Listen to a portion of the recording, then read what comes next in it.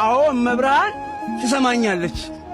አገኘኝ ለምሳሌ ምግብ የሆነ ምግብ ጎረስኩት፣ ጣፈጠኝ፣ በላውታ የሚጣፍጥ ምግብ ነው አብዬ አጣጥሜ ጎረስኩት አለ። ልክ እንደዛ ሁሉ እኔ መብራን ስሚኝ አለሽ፣ እያዳመጥሽ ነው፣ አንቺ ከእግዚአብሔር ጋር ታማልጅኛለሽ፣ እየሰማሽኝ ነው የሚለው ሐሳብ ወደ ውስጤ ሲመጣ ወይ ደግሞ የመብራን ዛሬ ዕለተ ቀኗ ነው 21 ነው ቀኑ ማርያም የምትከበረበት ቀኑ ተብሎ እዛ አካባቢ ላይ ሲሄድ የሚሰማኝ ስሜት አለ። ስሜት ረዳኛ በደም ወንድሜ ተምሬው ገብቶኝ ቴዎሎጂ ገብቼ ዶክተር ሆኜ ዲግሪ ይዤ አይደለም ዝም ብሎ ማይም አንደበቴ የሚገባኝ ነገር ወንድሜ፣ ማንም አይገፍብኝ፣ ማንም ከላይ ላይ የማይነፍገኝ ማለት ይሄን ማንም ሰው መጥቶ እንደዚህ ና ብለኝ የማልሰማው በቃ ውስጤ ሐሴት ያደርጋል። ሌላ በተረፈ እንጂ ቄሱ ስለሰበከ አንተ ስለሰበክ ጳጳሱ ስለሰበከ ፓስተር ከሌ ስለሰበከ ሼኩ ስለሰበከ ሳይሆን እኔ መንፈሴ ውስጤ እመብርሃን ታድኝኛለች፣ እመብርሃን ከእግዚአብሔር ጋር ታማልኛለች የሚለው አሳሰብ ውስጤ ስለገባ እሱን ይዤ ነው ያለው እስካሁን ድረስ። ከእውቀት አኳያ አይደለም ልፈልገው ይሄን ውስጥ ያለው ነገር አመሰግናለሁ። ሁላችንም እኮ ወደ ውስጣችን ያስገባ ነው አንዳንድ በቃ የምንወዳቸው ነገሮች አሉ። አንዳንድ ጊዜ የተቀበልናቸው ውሸቶችም በጣም ደስ እያሉን ሊቆዩ ከኛ ጋር ይችላሉ። ግን እግዚአብሔር ቃል የሚለውን እውነት መቀበል ግዴታ።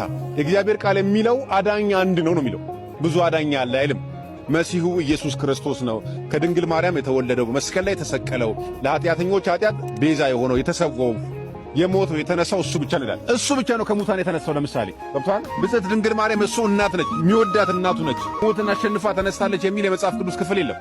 ከሞት በታች የሆነ አካል እኔን ሊሰማኝ አይችልም፣ ጸሎቴን ሊሰማ አይችልም፣ ሊመልስልኝ አይችልም። አይ መላእክትም ይሰሙኛል፣ ማርያምም ትሰማኛለች ብሎ መውሰድ ምናልባት ከአባቶቼ ከእናቶቼ በወረስኩት ነገር ያንን ላለመልቀቅ ልደሰት እችላለሁ፣ ልትደሰት ትችላለህ። ነገር ግን መጽሐፍ ቅዱስ የሚለው መራራ እውነት አዳኝ ኢየሱስ ነው ይላል።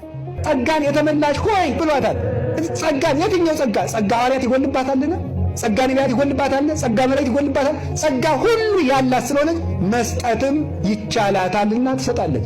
ምን ብለን እናምናታለን? የአምላክ እናት ብለን እናምናታለን። የፕሮቴስታንት ፓስተሮች ድንግል ማርያምን ብቻ ሳይሆን የማያምኑት ክርስቶስን የማያምኑ ለምን? እሷን ወላዲት አምላክ ካላለ ልጇን አምላክ ማለት አይቻልምና።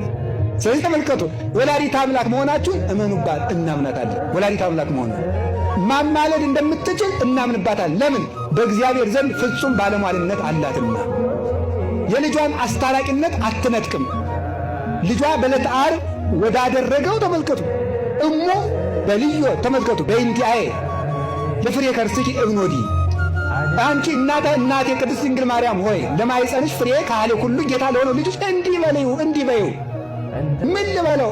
እኔን አይተህ ማረው በይልኝ ይላል። እኔን አይተህ ማረው።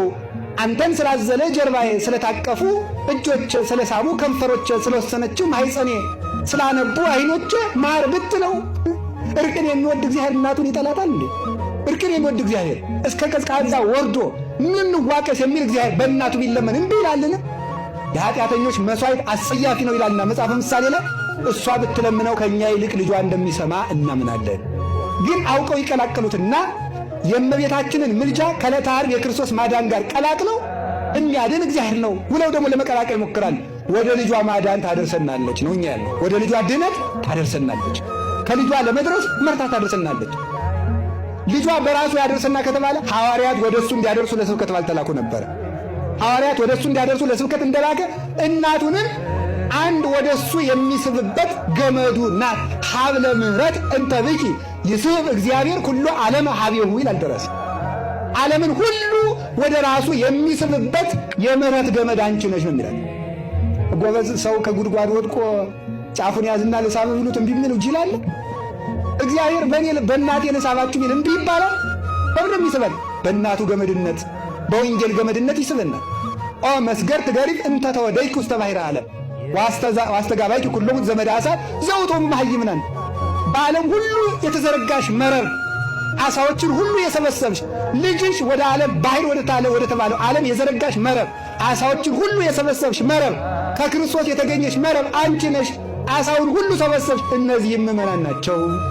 ማን ነገረን? ራሱ ክርስቶስ ምን ብሎ ማቴዎስ 13 ላይ መንግሥተ ሰማያት መረብን ትመስላለች ብሎናል። በማን መረብነት ይሰባታል? በእናቱ መረብነት። አሁን በኃጢአት ባይር እየናወጽኩ ነውና ጠልቄያለሁና ከኃጢአት ረግረግ አውጥተሽ በልጅሽ የምሕረት ባህር ጣይኝ። እኛ የምንል እንዲህ ነው።